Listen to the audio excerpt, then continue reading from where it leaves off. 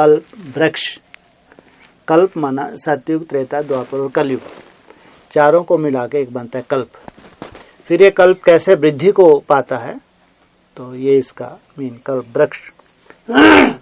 ऐसे ये बताया कि है ये उल्टा, लेकिन यहाँ सीधा करके बताया है। उल्टा क्यों है? क्योंकि बीज रूप परमात्मा ऊपर है, मुरली में भी आता है, और ये झाड़ पूरा सृष्टि रूप झाड़ नीचे फैला हुआ है। इसलिए इसकी एक्चुअल कंडीशन ये है, समझाने के लिए इसको ऐसे सीधा बताया है। झाड़ में चले जाओ नीचे, पहले नीचे गहराई से देखो। नीचे है आधार, आधार भी है तो बीज भी है, नहीं है? झाड़ के नीचे एडवांस नॉलेज के हिसाब से आधार भी है और बीज भी है, लेकिन पूरा झाड़ जड़ जड़ी भूत अवस्था को प्राप्त हो गया। कैसा हो गया झाड़? पूरा इनका था झाड़, ये देवताओं का झाड़ था। ऊपर से चले हैं बेचारे, एकदम लास्ट में कहाँ अटक गए? कहाँ अटक गए? सिख धर्म में अटक गए। देवता धर्म वालों की बात है। धर्म लास्ट कौन सा है? सिख धर्म। जब ऊपर से चले हैं, ऊपर से चले, फिर त्रेता, फिर द्वापर। द्वापर में भी चक्कर लगाते लगाते लास्ट में कहाँ पहुंच गए? कलयुग में सिख धर्म में पहुंच गए। बाबा ने बताया है, ब्रह्मा बाबा और ओम राधा सिंधी थे। जन्म कहाँ हुआ उनका? मनाओ पंजाबी बाबा ने सिख धर्म से कनेक्टेड बताया। सिख धर्म में अब हैं तो उनको फाउंडेशन में लगाना पड़े। और लगाते हैं कलम। सिंधी में कलम क्यों कहा गया है, बताओ?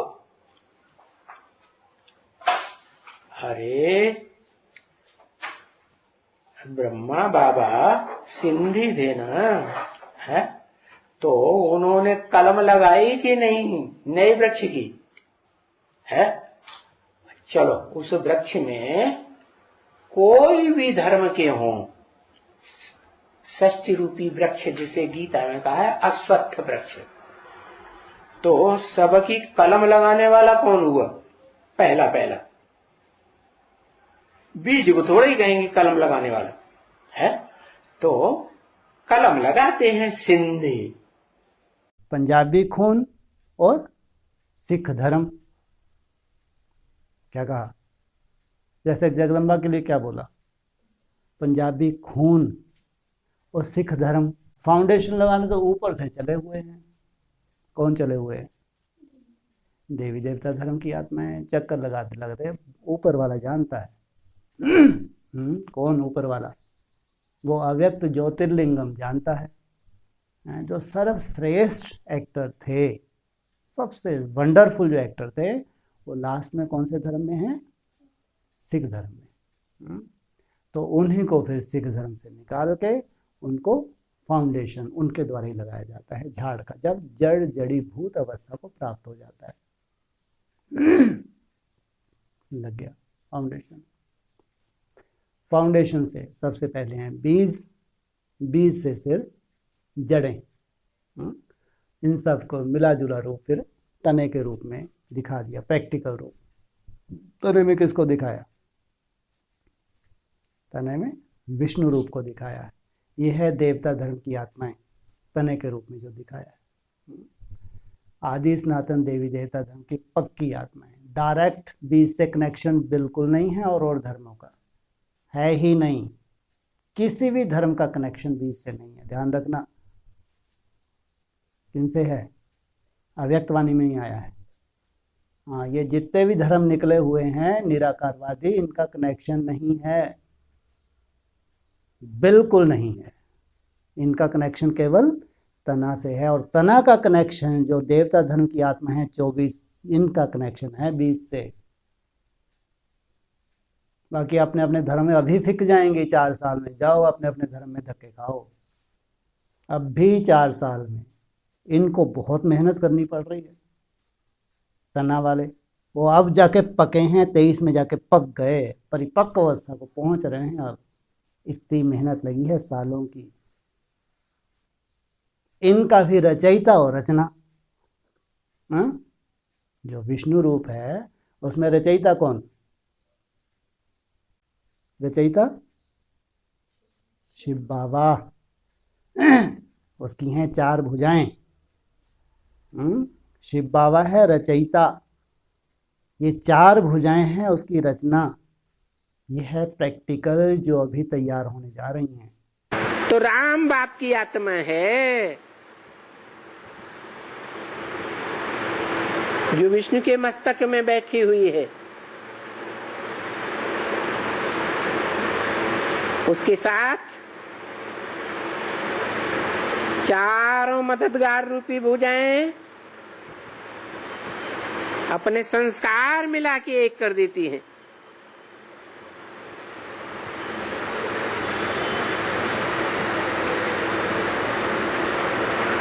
इसलिए तो पूरा चतुर्भुज का व्यक्तित्व एक ही हो जाता है। अब ये देवता धर्म जो है प्रत्यक्ष होने जा रहा है। सोचो आप, 80-85 वर्ष लग गए रिजल्ट निकलने में, अब जाके रिजल्ट निकलने जा रही है। जो क्या है, बैकबोन के रूप में चलाने वाला भुजाओं को, जो है रचयिता, जो शिव बाबा है, उसकी हैं ये 4 भुजाएं। 4 भुजाओं में कौन कौन है? लक्ष्मी नारायण, राम और सीता। राम और सीता है बहुत वंडरफुल। राम के कितने रूप? ये तो सब जानते हैं, सब ब्रह्मा कुमारी जानती हैं। विष्णु रूप में कितने रूप विष्णु के? ब्रह्मा कुमारी वो तो बेचारी बच्चा बुद्धि, एडवांस पार्टी, क्या बोलती हैं? 2 रूप लक्ष्मी नारायण, मुरली का पाइन।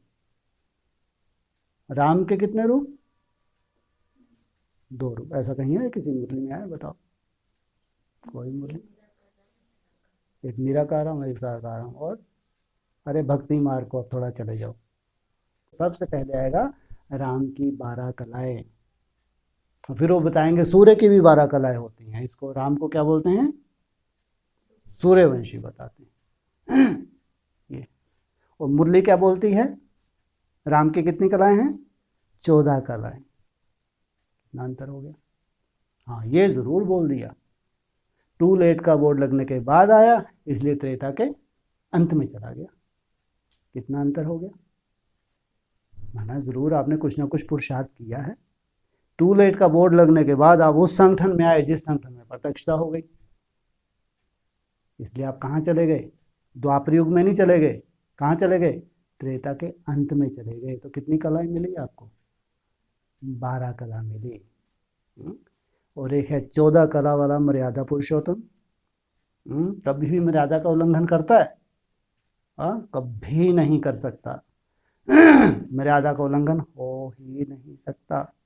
मर्यादा पुरुषोत्तम श्री राम। तो रामचंद्रवंशी हुआ, सो भी अच्छा राजा बना। कहाँ है? त्रेता में। जरूर जनक तो राजा था, और वहां उसकी प्रजा भी होगी। वो बहुत ही मनुष्य थे।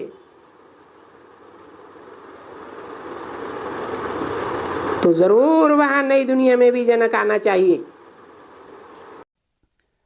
तो विष्णु की भुजाएं, कितनी भुजाएं हो गई? ये तो विराट पुरुष हो गया। विष्णु की मुख्य भुजाएं कितनी हैं? 4। अब जब भुजाओं का विस्तार होगा झाड़ के चित्र, तो मालूम पड़ा वाह ये है विराट पुरुष या विराट स्वरूप। तो ये है तना। तना की परिभाषा एकदम अलग। तना में ज्यादा से ज्यादा 24 को रखा, और तना में उनका भी जो सार रूप है कितनों को रखेंगे? मात्र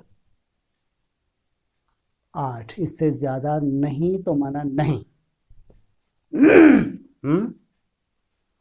तने में एकदम प्योर को रखेंगे तो 8, ज्यादा से ज्यादा रखेंगे तो 12। तो अभी तो ये सार में आ रहे हो ना, इसलिए आगे विस्तार में धीरे धीरे जाएंगे तो बात अलग। तो अभी कितनी आत्मा है? 24 नहीं, 8 ये हैं पूर्वज। इसलिए पूर्वज की परिभाषा अलग है, जो 8-9 रत्न हैं उनकी परिभाषा अलग है। इसलिए 108 का इससे कोई रिलेशन नहीं है, ध्यान रखना, कोई रिलेशन नहीं है। ये मुरली को गहराई से चिंतन करो। 108 अलग बताया है और 8 अलग बताया है। तो जो 8 हैं मुख्य है, जिनको कहे अष्ट देव, इनमें भी केवल और सार में केवल 2 आत्मा हैं, बस 2। कहाँ हैं? कहाँ हैं 2 आत्माएं? माता पिता। केवल कहाँ पे हैं वो? तना के रूप में। केवल माता पिता, जिनको कहते हैं भगवान और भगवती। ये है पूरा जब सार निचड़ के आया है।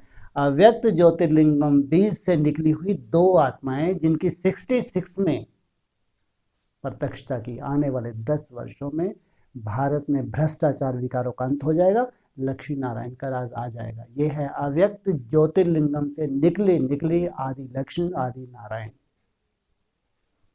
ये है झाड़ की शुरुआत। अब इनसे जो जुड़ी हुई आत्माएं टोटल हैं 8। ये जो 2 आत्माएं हैं ये है पक्की पक्की देवता धर्म की, किसी भी धर्म में नहीं जाती ही नहीं है। जो बाप है, जो सूर्य है, वो किसी धर्म में नहीं जाता। इसलिए खास मुरली में पॉइंट आ गया। हाँ, अगर कहीं दोस्ती यारी भी है, विदेश में मिलने के लिए भी किसी राजाओं से जाना है, तो मटके भर भर के गंगा जल के साथ में रखेंगे और जाके मिलेंगे। 1-2-4 महीने रुके, लेकिन उतना पानी अपने साथ ले जाएंगे ताकि उस धरनी का हमको पानी भी नहीं पीना है। ये है पक्की मर्यादाएं। गंगा जल ही पीना है, कितने भी महीने लग जाएं, इतना व्यवस्था हम अपनी रख के जाएंगे, तो अन्न की तो फिर बात ही नहीं है। जो इतना ध्यान रखे कि जल का भी दोष ना आए, तो अन्न का दोष तो उसके ऊपर कभी लग ही नहीं सकता। ये है पक्का पक्का सूर्य। अरे विलायत में इतने इतने घड़ा घड़ा भर करके ले जाते। जो राजे लोग होते हैं ना, वो ऐसे होते हैं, बहुत वैष्णव होते हैं। तो विलायत में भी घड़ा भर करके साथ में ले जाते हैं और फिर मंगाते रहते हैं। उसको मंगाते रहते हैं, गंगा जल को मंगाते रहते हैं। चंद्रवंश के लिए मुरली ने थोड़ा सा बोल दिया। मिस इंडिया है तो विदेश में धक्के क्यों खाती है? कौन है ये? मिस इंडिया है तो विदेश में धक्के क्यों खाती है? मुरली का पॉइंट है। कहाँ होना चाहिए इसको? भारत में होना चाहिए। तो इसका मतलब जो भारत है, पक्का भारत है, पक्का सूर्य है, ज्ञान सूर्य है, वो विदेशों का संग का रंग नहीं लगता संगम युग पे। ये है संपूर्ण, विदेश में कभी धक्के खाता ही नहीं। ये है अपने आप की एक संपूर्णता। विदेश का पानी ही नहीं पीना है तो जल की तो बात ही छोड़ो। जो चंद्रवंशी है उसके लिए कड़े शब्दों में बोल दिया कि मिस इंडिया है तो विदेश में धक्के क्यों खाती है, जबकि चंद्रवंशियों में उससे श्रेष्ठ कोई हो सकता है? तो केवल ये 2 आत्माएं हैं पक्की देवता धर्म की। सोचो, बाकी इनके पीछे कितने हैं? 6 हैं। 6 में बाबा ने जो एडवांस नॉलेज है उसमें एक तरफ मम्मा बैठी है, एक तरफ बाबा बैठे हैं। जिस तरफ मम्मा बैठी है उस तरफ राइटियस धर्म बताए हैं, चाहे बुद्ध धर्म हो, चाहे संन्यास धर्म हो, चाहे सिख धर्म हो। जिस तरफ बाबा बैठे हैं उस तरफ इस्लाम धर्म है मुख्य धर्म, उसके बाद क्रिश्चियन धर्म है और मुस्लिम धर्म है। बाकी तो ये मठ पंथ हैं, आर्य समाज वगैरह, इसको धर्मों में गिनती की ही नहीं एडवांस नॉलेज में। ठीक है, अब ये बैठे हैं तो ये जो 3 हैं प्रवृत्ति मार्ग के पक्के, इनमें जो मेल पुरुष हैं उनको ब्रह्मा बाबा की तरफ बिठा दो, जो फीमेल चोले हैं उसको जगदम्बा की तरफ बिठा दो। नहीं, ऐसे ही तो बताते हैं एडवांस नॉलेज में। ठीक है, तो जो बोला हुआ है मुरली में, next to God is Shankar, next to God is Narayan, next to God is Krishna, next to God is Prajapita. तो ये चार हैं। तो देवदेव महादेव को नारायण के रूप में तने में रखा, इसलिए कहा है मुरली में, मैं तो भारत में ही आता हूँ। तो वो पक्का भारतवासी जो कहीं जाता ही नहीं है। शिव बाबा का पार्ट, बाबा का पार्ट। लंका तो वो विदेश है सारे, उन विदेशों में तो शिव बाबा जा ही नहीं सकता, जाता है लेकिन वहां जन्म नहीं लेता। उसके बाद जो तीन नेक्स्ट टू गॉड है, चाहे next to God is Krishna हो, next to God is Narayan हो, next to God is Prajapita, तो ये जो तीन धर्म है, राम अल्लाह, राम बाप का यादगार नहीं है, राम बाप को तो तने में। तो जो नेक्स्ट, जैसे बोले ना, बहुत सुंदर मुरली का पॉइंट है, जनक ने राम को नारायण बनाया, है ना, तो वो राम जो जिसका यादगार अल्लाह, कौन सा वो इस्लाम धर्म में राम अल्लाह, क्राइस्ट और कृष्ण की राशि मिलाई। फिर प्रजापिता, बाबा बन के रहा, रहना और बाबा होना में बहुत अंतर है। तो वो बाबर माना बाबा बन के रहा।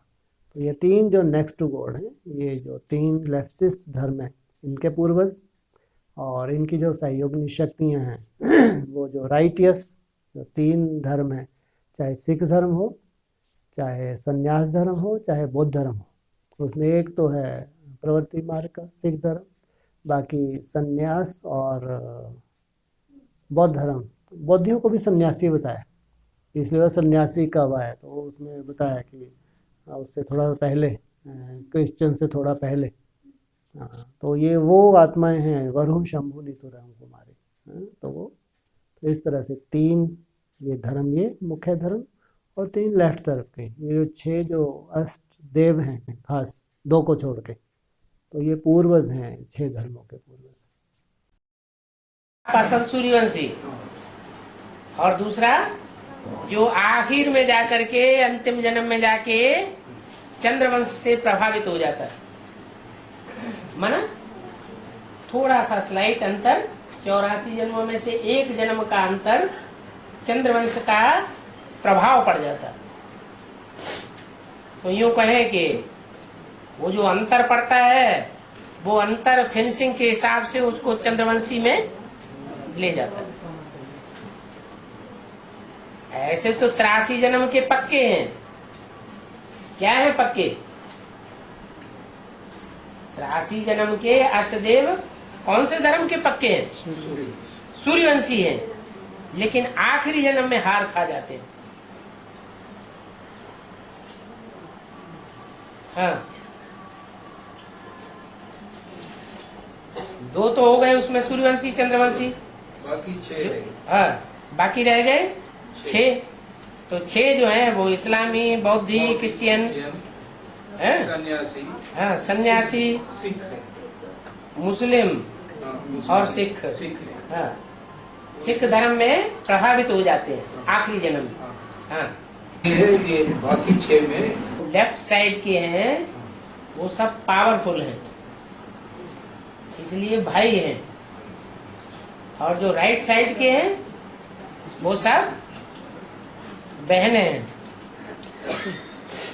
भारतीय धर्म, बौद्धी धर्म, संन्यास धर्म, सिख धर्म, ये सब ऐसे धर्म हैं जो बाईं ओर के धर्मों के प्रभाव में आ जाते हैं। जिस धर्म का पूर्वज है वही जाके संचार करेगा वाइब्रेशन का, और इनकी सेवा पूर्वजों की सुनने सुनाने की नहीं है, धक्के खाने की नहीं है। इधर जैसे शिव बाबा की सेवा, वैसे ही पूर्वजों की सेवा। ये धक्के खाते ही नहीं है। शिव बाबा कभी धक्के खाता है? हाँ, एक ही स्थान पे बैठे बैठे पूरी सेवा, मुरली में बोला, तुमको कहीं आने जाने की दरकार नहीं, योग बल से एक ही स्थान पे बैठे बैठे पूरे विश्व की सेवा कर देते हैं। ये हैं पूर्वज, जिनके सबसे बड़ी ड्यूटी, जो आज की खास जो अव्यक्त संदेश था, ये इनकी सबसे बड़ी सेवा जो लास्ट में शुरू होती है। लास्ट में इसलिए क्योंकि अवस्था बनाने में टाइम लग जाता है। जब अवस्था बनती है फिर पूरे झाड़ में रंगत आनी शुरू होती है। तो ये जो मुख्य 8 हैं जो देवता धर्म के हैं 2, लेकिन 6 जो अलग अलग धर्मों के से कनेक्टेड हैं। ये जैसे कि पूरा एक झाड़ है। झाड़ कहाँ समाया हुआ है? अष्ट देवों में समाया हुआ है। ये जो खास ये जो 6 हैं ये और धर्म में राजाई देने के लिए जाते हैं, लेकिन वहां टिकते नहीं हैं। टिकते ही नहीं है। इनके संस्कार कहाँ के हैं? देवता धर्म के संस्कार पक्के हैं। जाते हैं कि भगवान का तो पूरा विश्व ही है ना, राजाई पूरे विश्व को देने आया है कि देवता धर्म वालों को राजाई देने आया है? पूरे विश्व की राजाई है। तो ये जो पूर्वज हैं ये केवल मात्र उतना ही समय इनको रहना है जब तक वहां की राजाई चालू ना हो जाए। राजाई चालू हुई वापस तना में। इसलिए सब धर्मों की राजाई कहाँ से निकलती है? पूर्वजों से निकलती है। इसलिए किसी भी धर्म का छिलका इनके ऊपर नहीं होता। इसलिए 100 वर्ष का संगम युग, 100 वर्ष में इतनी सुंदर रिजल्ट कि प्रैक्टिकल देवताएं तैयार हो जाएं, क्योंकि इनके ऊपर छिलका नहीं है। छिलका नहीं है तो योग बल के द्वारा बहुत जल्दी से जो भी हिसाब था चुकतू करके प्रैक्टिकल देवता स्वरूप तैयार कर लेते हैं। वो 8 मूर्तियां जो शिव की हैं वो बाप समान बनने वाले आत्माएं जो बीज रूप हैं हर धर्म की, पूर्वज जिन्हें कहें, वो आत्माएं जिनमें अपने धर्म का लेश मात्र भी कमजोरी नहीं है। अपने धर्म की सबसे ऊंची टॉप मोस्ट आत्मा है और हैं सारे ही सूर्यवंशी। तना और फिर टालटालियां। इसलिए डायरेक्ट टालटालियों का कनेक्शन अव्यक्तवाणी क्या बोला है? हाँ, तने से है, डायरेक्ट बीज से नहीं है। लेकिन बीज से पहले पहले निकलता है तना। पहले पहले तना निकलता है। तना जब सक्षम हो जाता है, जो सड़ गया, देवी देवता धर्म का जो मुख्य है, जो तना है, वो प्राय लोग, क्या बोला मुरली में? प्राय लोग। इसका मतलब ये नहीं कि बिल्कुल है ही नहीं, प्राय लोग हैं। बाकी ये नहीं कि उनमें वो संस्कार है ही नहीं, क्योंकि दूसरे धर्म में जब टीके ही नहीं है तो फिर ये कैसे हो सकता है? प्राय लोग का मतलब है कि उनमें अभी भी कौन से संस्कार हैं? देवता धर्म के संस्कार हैं, खत्म नहीं हुए हैं। प्राय लोग हैं तो उनको टाइम नहीं लगता वापस अपने संस्कारों को डेवलप करने के लिए, या वापस देवता धर्म के संस्कारों को इमर्ज करने में, प्रैक्टिकल रूप धारण करने में। तो तना के 3 हिस्से दिखाए हैं, एक लेफ्ट तरफ है, एक राइट तरफ है और एक तना। जो राइट तरफ है बौद्ध धर्म, संन्यास धर्म, सिख धर्म, ये हैं स्वदेशी विधर्मी, विपरीत दिशा में चले गए लेकिन हैं स्वदेशी। दूसरी तरफ लेफ्टिस्ट हैं, इस्लाम धर्म, क्रिश्चियन धर्म और मुस्लिम धर्म, है ना।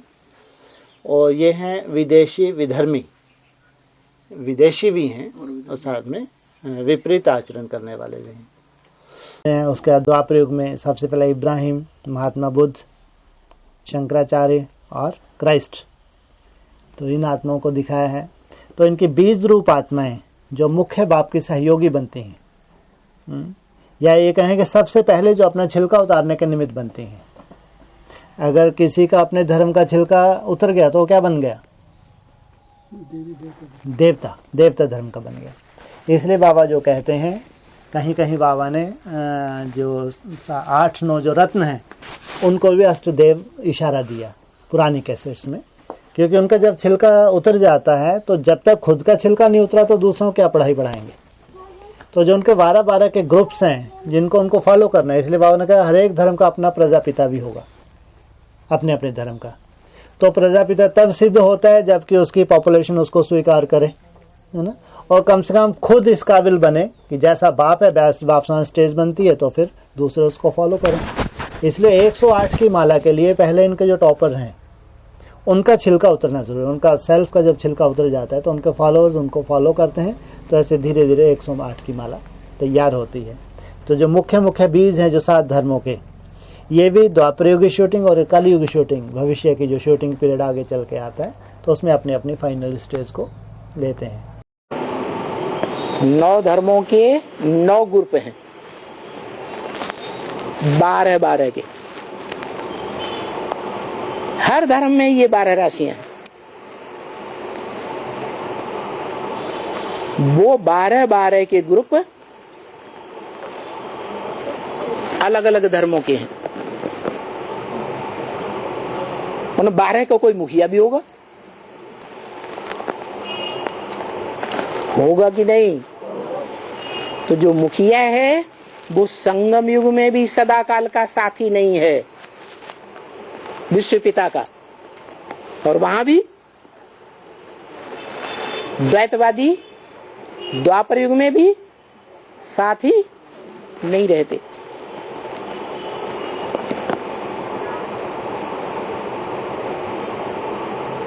तो वो कौन है?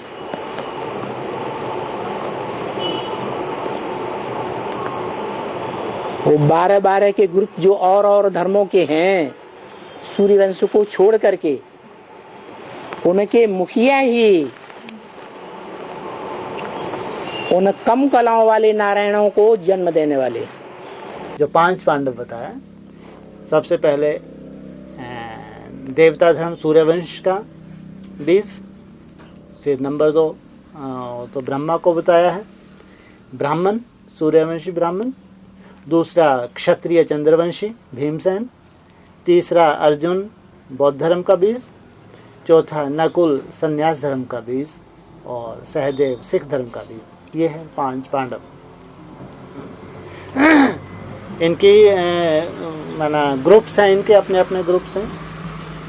और जब इनकी परिभाषा निकलती है, मैं आगे चल के, जब महाभारत का मुख्य कारण क्या रहा? राजगद्दी। माना कौरवों के पास पूरी सत्ता थी और अधिकारी थे पांडव। माना वो धर्म पे चलने वाले बताया है, धर्म पे चलने वाले जिन्होंने धारणाओं को जीवन में लाया, वो हैं अधिकारी, जिनको कायदे अनुसार राजपाट मिलना चाहिए। लेकिन हाथ में था कौरवों के, सत्ता कौरवों की थी। बस जैसे ही पांडवों की धारणाओं की बात आई और उनको राजपाट दिलाने की बात आई, वो अंडर मच गया। इनके अनाउंसमेंट होना माना जैसे कि इनको राज दो, इनको स्वीकारो। माना अभी एडवांस पार्टी में अष्टदेवों की बात आती है। अष्टदेव जैसे कि पांडव या जो मुख्य धर्मों की विशेष आत्मा है, ये एक पांडवों का रूप, क्योंकि बाप की सहयोगी हैं सबकी सब। तो जब इनकी अनाउंसमेंट होती है तो आपने क्या सिद्ध कर दिया कि ये है मुखिया पूरी एडवांस पार्टी के, या बाप के मुख्य, जिनको बाप सिर पे धारण करता है। तो माना इनको राज दो, इनकी सत्ता को स्वीकारो। शिव बाबा के ज्ञान को जो राइटियस रूप में उठाते हैं वो पांडव कहे जाते हैं। एक होते हैं बात को उल्टे रूप में उठाना, और एक होते हैं किसी बात को सही रूप में उठाना। तो जो राइटियस रूप में उठाने वाले हैं, एवर प्योर बाप की बातों को प्योरिटी में ढालने वाले हैं, वो पांडव कहे जाते हैं। और जो शिव बाबा की कही हुई बातों को इम्प्योरिटी में ढाल देते हैं, अपवित्र दुनिया बनाने में ही सहयोगी बन जाते हैं, वो कौरव और यादव है। तो जो पांडव हैं वो 5 प्रकार के हैं। झाड़ के चित्र में दाईं ओर के धर्म कौन कौन से हैं? राइटियस साइड के बौद्धि, सन्यासी और सिख, ये पवित्रता को मान देने वाले धर्म हैं। एवर प्योर बाप है ना, उसको, उसके गुण को सपोर्ट करने वाले हैं। 3 बताए आपने, और 2 कहां चले गए? सूर्यवंशी और चंद्रवंशी, टोटल मिलाकर के ये 5 धर्म हैं। 5 धर्मों की कोई मुखिया आत्माएं भी तो होंगी। जो मुखिया आत्माएं हैं वो अव्वल नंबर की है। अव्वल नंबर में कहते हैं कौन आता है? जो ओटे सो अर्जुन। तो अव्वल नंबर में आने वाली आत्माओं को नाम दे दिया है युधिष्ठिर, भीम, अर्जुन, नकुल और सहदेव। ये 5 धर्मों से आत्माओं का चुनाव होता है और वो पांडव कहे जाते हैं। उन पांडवों ने बाप का पक्ष लिया, कौरवों यादवों का पक्ष नहीं लिया।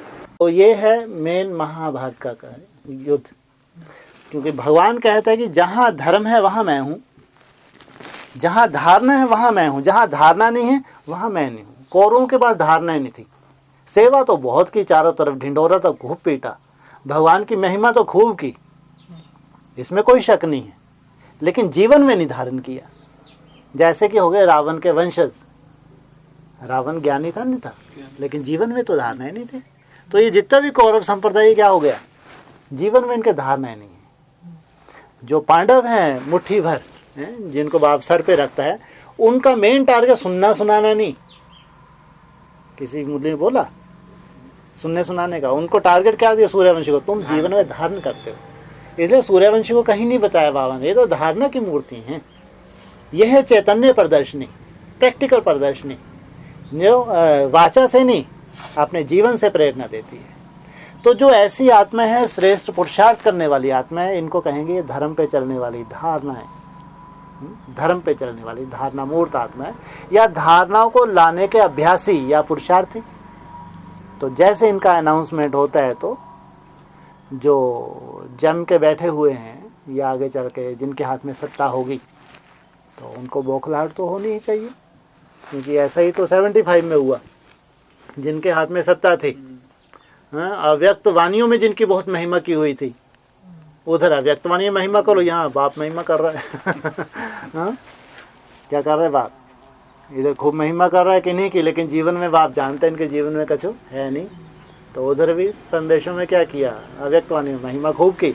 तो जिनकी महिमा हुई थी उनको तो नशा था नहीं था ब्रह्मा को आश्रम की, हमको अव्यक्त वाणी में ऐसा स्पेशल हमारे लिए आदेश होते हैं। तो ये बाबा के लिए बोल रहे, ये तो बहुत हर कुछ बोल रहे हैं हमारे लिए, तो वहाँ जो उनके फॉलोअर्स हैं वहाँ वर्क नहीं करेंगे हैं? तो बिल्कुल वैसे यह हूबहू ड्रामा आगे भी रिपीट होता है। तो 18 तक है स्थापना का रूप। जब स्थापना हो जाती है तो वो रुद्र ज्ञान यज्ञ कुंड से विनाश ज्वाला प्रज्वलित हुई। तो ये जो विनाश ज्वाला है कहाँ से प्रज्वलित हुई? रुद्र ज्ञान यज्ञ कुंड से। तो ये विनाश ज्वाला का बहुत सूक्ष्म रूप है जो वहाँ से प्रज्वलित होता है और पूरे संसार को अपनी चपेट में ले लेता है। आग से तो सब जलेंगे, ईर्ष्या करेंगे कि इन्होंने ऐसा क्या किया, जैसे पोस्ट पे जाके बैठ गए अज्ञानता के कारण। जैसे एक का सारा दुनिया दुश्मन बनती है, ऐसे ही 8 का सारा दुनिया दुश्मन बनेगी। ऐसे ही जो 100 होंगे बाद में, उनके जब पार्ट खुलेंगे तो सारी दुनिया उनके दुश्मन बनेगी। ऐसे ही ब्रह्मा की 1000 भुजाएं, ये क्यों सहयोगी बन गए, इन्होंने ऐसा क्या किया, हम क्यों नहीं किया, उनके दुश्मन बनेंगे। नंबरवार हिसाब हैं, जो बाप के ऊपर लागू होता है वो नंबरवार बच्चों के ऊपर भी लागू होगा। 2 बिल्ले आपस में लड़े, हाँ मक्खन तुम्हारे मुख में आ जाता है बादशाही का। तो चाहे कौरव हो चाहे यादव हो, चाहे एडवांस पार्टी हो या बेसिक पार्टी हो, ये अभी कब इनकी युद्ध हुई बहुत भयंकर। जब तक तुम्हारे मुख में मक्खन ना आए तो इनको भगवान प्रेरणा नहीं देता, लड़ो मरो आपस में, हाँ 18 में इनके भयंकर युद्ध हुई नहीं हुई। हाँ वहाँ से ढेर के ढेर अनिश्चय बुद्धि बन गए, 60,000 तो भस्म ही हो गए। कैसे भस्म हो गए ऊपर वाला जानता होगा। हाँ अब जब वो स्टेजेस लेंगे तब उनको समझ में आया कि बुद्धि ऊपर जा ही नहीं रही, देह से ऊपर उठ ही नहीं पा रहे बेचारे, और समय निकलता जा रहा है, बीमारियों में भोग रहे हैं, पता नहीं कैसी कैसी परिस्थिति। बाप रे बाप। 2 बिल्ले आपस में लड़े और तुम बच्चे योग बल से क्या ले जाते हो। हाँ ये पूरे ब्राह्मणों की विश्व की राजा को हप कर लेते हो। पांडव गुप्त हैं या प्रत्यक्ष हैं? पंडा बाप के बच्चे गुप्त होकर घूमते हैं, उनकी निशानी बताई है। क्या क्या निशानी?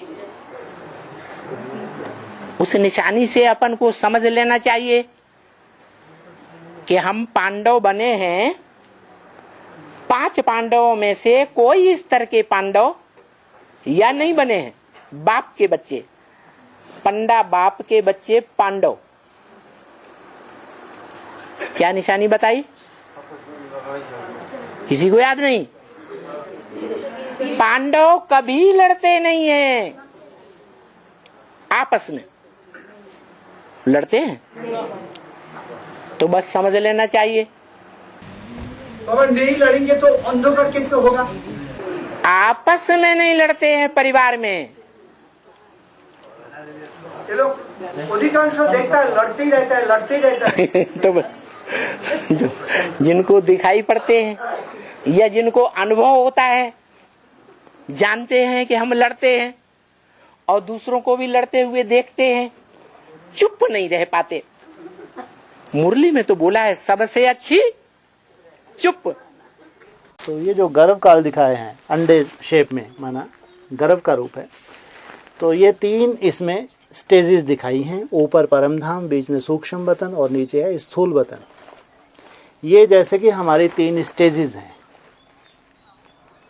जब हम योग बल में आगे चल के और डीप जाएंगे, सूक्ष्म जाएंगे, तब हम नीचे की दुनिया 63 जन्मों के हमारे हिसाब किताब हैं उसको चुकतू करते हैं, उसके ऊपर उठते हैं सूक्ष्म वतन, मनन चिंतन की बहुत सूक्ष्मता हमारे अंदर आती है, और ऊपर बीज रूप अवस्था में जाते हैं तो परम धाम के निसंकल्प स्टेज में टिक जाते हैं। लेकिन रहेंगे हम गर्भ के अंदर ही। माना ये पूरा योग बल हम गर्भ के अंदर ही करते हैं, पूरा इकट्ठा करते हैं। ऐसा नहीं कि हमारी इतना ऊंचे आप स्टेज पे चले जाएंगे संसार में कोई देवता प्रत्यक्ष हो जाएंगे, नहीं। इसलिए गर्भ के अंदर ही दिखाया। माला भी जब बन जाएगी तो भी वो गर्भ के अंदर ही रहेगी। ऐसा नहीं कि संसार में उसकी प्रत्यक्षता हो जाएगी, ऐसा नहीं। मैं जब तक पूरी परिपक्व ना हो जाए हमारी स्टेज या माला जब तक पूरी परिपक्व ना हो जाए तब तक संसार में प्रत्यक्षता नहीं होगी। इसलिए गर्भ के अंदर हमारी तपस्या चल रही है। हमारी तपस्या का जैसे पूरा निखार आ जाता है तो हमारा प्रत्यक्षता रूपी जन्म होता है, जैसे कि हम गर्भ से बाहर आ गए, नंबरवार प्रत्यक्ष जन्म होता है।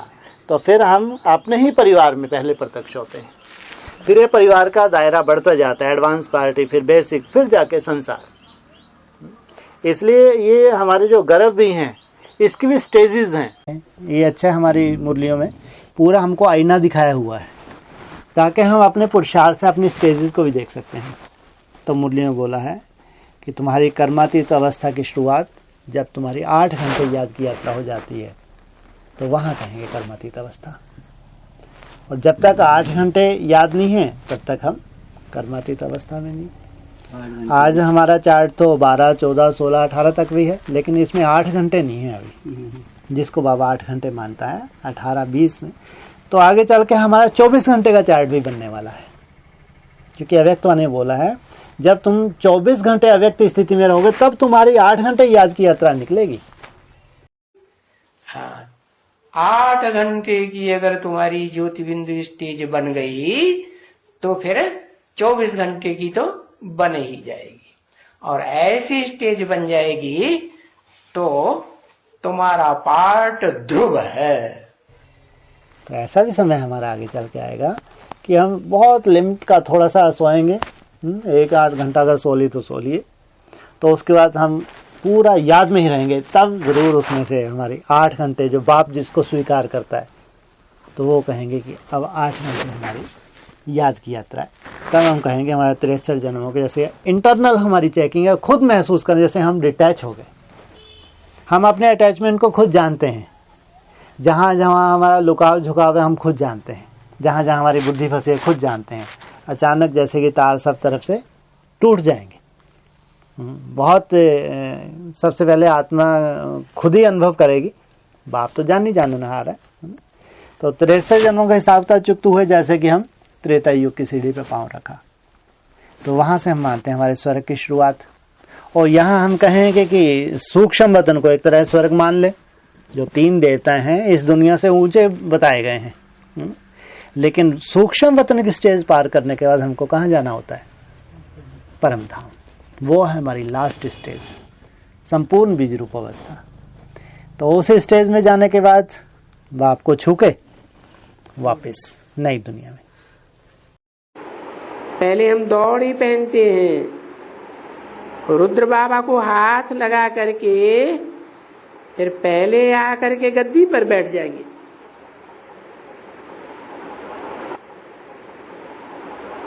दिन तभी हो जाएगी, दिन हो जाएगा। इसलिए जब हम संपूर्ण सिद्धि को प्राप्त कर लेते हैं तब हमारी प्रत्यक्षता, हमको नहीं कि हम बैठ के बताएं हम ये हैं, ऐसा नहीं है। साक्षात्कार की चाबी किसके हाथ में है? शिव बाबा के हाथ में है। ऑटोमेटिक सिस्टम है। इधर आप परिपक्व स्टेज को प्राप्त हुए, उधर आपकी चाबी लगा, आपको नहीं मालूम, वहां आपकी चाबी लगना शुरू हो जाएगी। जो जो आपके ग्रुप्स की आत्माएं हैं ऑटोमेटिक उनको साक्षात्कार शुरू हो जाएंगे, ऑटोमेटिक।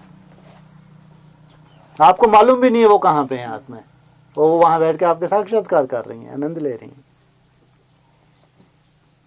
नहीं तो ये कहने की क्या जरूरत है कि शिव बाबा के हाथ में है चाबी, तुम्हारा हाथ में है तो वो लगाएंगे।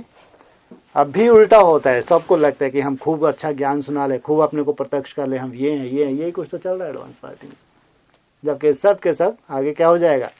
सब ये मंदिर मस्जिद गुरुद्वारा सब क्या है, टूटने लग पड़ेंगे। एक ही सत्यता जो बाबा ने कहा वो संसार में प्रत्यक्ष हो जाएगी। धारणा की जो मूर्ति जितनी भी आत्मा हैं उनके स्वतः ही साक्षात्कार होंगे, साक्षात्कार के आधार से वो आत्माएं प्रत्यक्ष होंगी।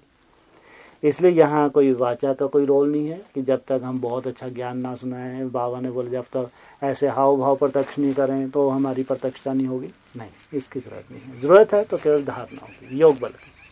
योग बल बढ़ता जाएगा, स्वतः ही संसार में प्रत्यक्षता होती जाएगी। लेकिन रहेंगे अभी हम गर्भ काल में, कितनी भी ऊंची स्टेज में रहेंगे लेकिन गुप्त रहेंगे। हाँ, जब पूरी तरह कहोगी पक जाएगा गर्भ, तो आत्मा शरीर से बाहर आती है, गर्भ से बाहर आती है और संसार में ऑटोमेटिक उसकी प्रत्यक्षता हो जाती है। अभी जो है आधार, बीज और पूर्वज केवल हमको नॉलेज हुई है। अभी 27-28 तक आधार मूर्त जो शरीर छोड़ के चले गए वो आधार मूर्त बचे ही नहीं। उनकी जगह जो लेने वाले हैं तो हमको प्रैक्टिकल दिखने चाहिए। आधार भी निकलेंगे अभी, बीज तो है ही और पूर्वज भी हैं। अब ये सब पूरा जो कहते हैं वो क्या होते हैं, ग्रह, पूरा परिवार, चाहे आधार मूर्त हो, चाहे बीज हो, चाहे पूर्वज, ये पूरे इकट्ठे हो जाएंगे। तभी सही नॉलेज कहेंगे, तभी सेवा का एक सिस्टमेटिकली प्रचार पूर्वज से जाएगा बीज में, बीज से आधार में, आधार के द्वारा जो संसार में चाहे दलाई लामा हो, चाहे पोप हो, ऐसे सिस्टम बन जाएगा जो प्रत्यक्षता होगी, जिस सबसे अव्यक्तवाणी में बोला है। तो जो जिसका रचयिता है वहाँ उसको उसकी रचना बनना है। आधार का रचयिता है बीज, बीज का रचयिता है पूर्वज, तो वो झुकाएंगे, अभी भी झुकाएंगे। और जो सूक्ष्म बीज है वो आधार मूर्त में प्रवेश हुआ। आधार मूर्त इसका मतलब उसको लाने के निमित्त बनेगा। जैसे यहाँ ऊपर से उतारने के निमित्त आधार ही बना, आधार नहीं होता तो सूक्ष्म बीज उसमें कैसे प्रवेश करता। ऐसे वही फिर से वही क्रम होगा। तो जो आधार है वो उसको खींचेगा, सूक्ष्म बीज को जहाँ भी होगा, और आधार जो है बीज की तरफ खींच जाएगा, और बीज जो है वो पूर्वज की तरफ खींच जाएगा।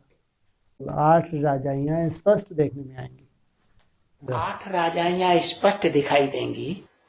तो क्या बाबा ने ज्ञानी तो आत्माओं को उसका समय नहीं बता दिया? उस समय की लेंथ बताई कि नहीं, किस समय की लेंथ के अंदर 8 राजाइयां दिखाई पड़ेंगी? लिखो जल्दी। हाँ, 2018 से 2028। राइट तरफ दिखाइए पूरी विजय माला, जिसको कहे वैजयंती माला, है ना। और विजय माला में ऊपर फूल, वो है अव्यक्त ज्योतिर्लिंगम। कौन है वो? अव्यक्त ज्योतिर्लिंगम, फूल। लेकिन प्रैक्टिकल माला बनाने वाला कौन और कब बनाता है? प्रैक्टिकल माला कब बनती है? अरे अभी माला तैयार होने जा रही है, नहीं जा रही? 4 साल में माला नहीं बनेगी, कुछ माला बननी नहीं है कभी 37 तक। तो अब प्रैक्टिकल कोई बनाने वाला होगा नहीं होगा? मुरली में क्या बोला है? माला कौन बनाता है? प्रैक्टिकल कौन है? हाँ, साकार बाप, जिसको है देवदेव महादेव, उसको रखेंगे फूल की जगह। कोई प्रवृत्ति नहीं, सन्यास। कहाँ चले गए अभी? किस लिए गए सन्यास में? माला बनानी है। फिर है मेरुदाना, उसके नीचे, फूल के नीचे सबसे पहले मेरुदाना, उसमें लिखा है प्रजापिता ब्रह्मा, जगदम्बा और सरस्वती। मेरुदाना में क्या है? कंप्लीट।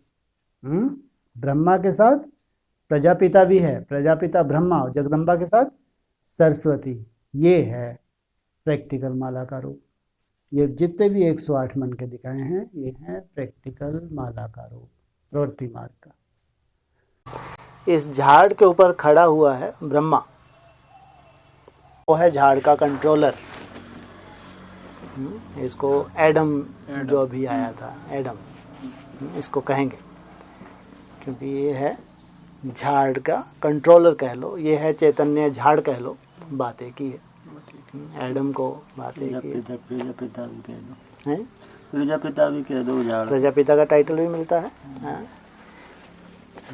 ग्रेट ग्रेट ग्रैंडफादर भी कहते हैं।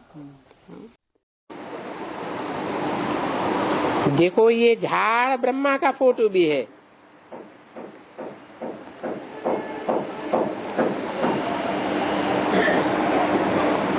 उसने ये हाथ किया है।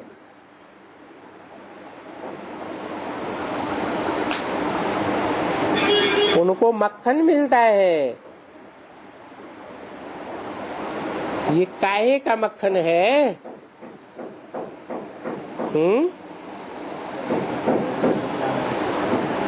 है?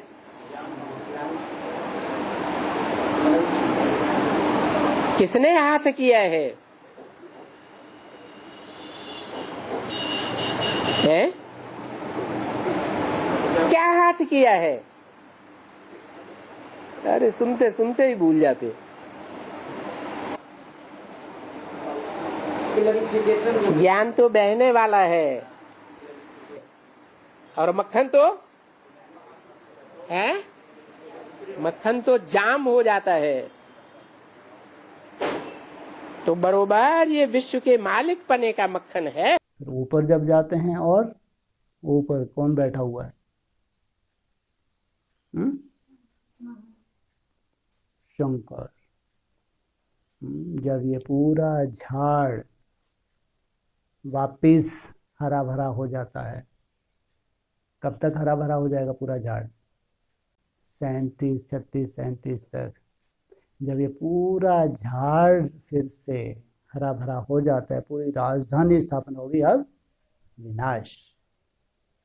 जो और ब्राह्मण हैं, ब्राह्मणों की दुनिया है, वो तो जो झाड़ में थी, जिन्होंने पूरा चक्कर लगाया था, 5000 वर्ष का चक्कर लगाया था पूरा, एक भी दिन कम नहीं। कितनी आत्माएं पूरा चक्कर लगाती हैं? 9 लाख आत्माएं पूरा चक्कर लगाती हैं। तो वो हो गई सुरक्षित, या ज्यादा से ज्यादा उनका वाइब्रेशन कैच करने वाली हैं 33 करोड़ आत्मा, इससे ज्यादा नहीं। बाकी सबको जलना है, पूरे विश्व को जलना है। तो शंकर को दिखाया ऊपर, और दो तरफ क्या दिखाया है? एक तरफ प्राकृतिक प्रकोप, दूसरे तरफ 2 झंडे दिखाए हैं, एक नास्तिकों का झंडा और एक क्रिश्चियंस का झंडा। ये हैं एटम बम जो तैयार हैं। दूसरी तरफ भयंकर प्राकृतिक प्रकोप, और फिर भारत में खास सिविल वार। भारत में ये जो लड़ाई होती है ना, ये बहुत खराब लड़ाई है। कौन सी है? अरे महाभारत गृह युद्ध, बहुत खराब लड़ाई है। इसलिए यहाँ कहा जाता है, खून की नदी बहने के बाद घी की नदी बहेगी।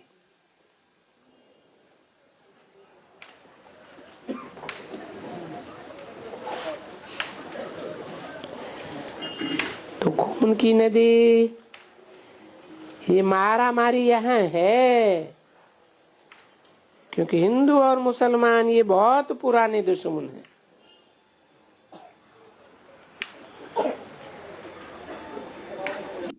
ये है 37 का नज़ारा। चाहे एटॉमिक शक्ति हो, चाहे प्राकृतिक प्रकोप की अति हो, और चाहे सिविल वार होने के बाद एकदम शांति हो जाए भारत में। अब जाके देवता धर्म, जिसको कहा कल्प वृक्ष, जिन्होंने पूरा चक्कर लगाया ऊपर से लेके नीचे तक, पूरे 84 जन्म, वो जो कल्प वृक्ष है, अब फिर से एक नया रूप धारण करके संसार में प्रत्यक्ष हो गया। पूरे संसार में कोई उसको कह रहा है क्या है ये, जन्नत, कोई उसको कह रहा है पैराडाइज, कोई कह रहा है स्वर्ग। सब अपनी अपनी परिभाषा देते हैं। ये भगवान की रचना हो गई, स्थापना हो गई, पुरानी दुनिया का विनाश। तब कहेंगे अब फिर से कलम लगी थी। कब लगी थी कलम? 36-37 में। वो कलम लगते लगते फिर से जो नया झाड़ है पूरा अब संसार में दिख रहा है। हम लोग के संसार में पहले प्रत्यक्षता हो जाती है, फिर पूरे संसार में प्रत्यक्षता हो जाती है। वहाँ से नई सृष्टि की शुरुआत होती है, पुरानी सृष्टि का विनाश।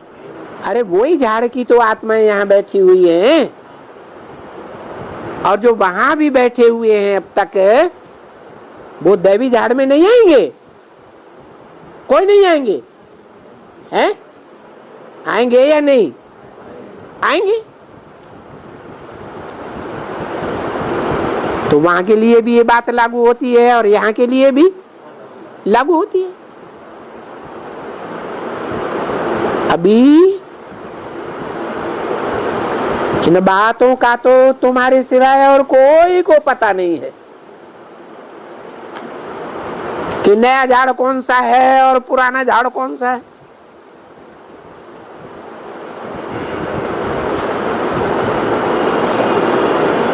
कोई को पता नहीं है कि दैवी झाड़ परमपिता परमात्मा द्वारा स्थापन हो रहा है,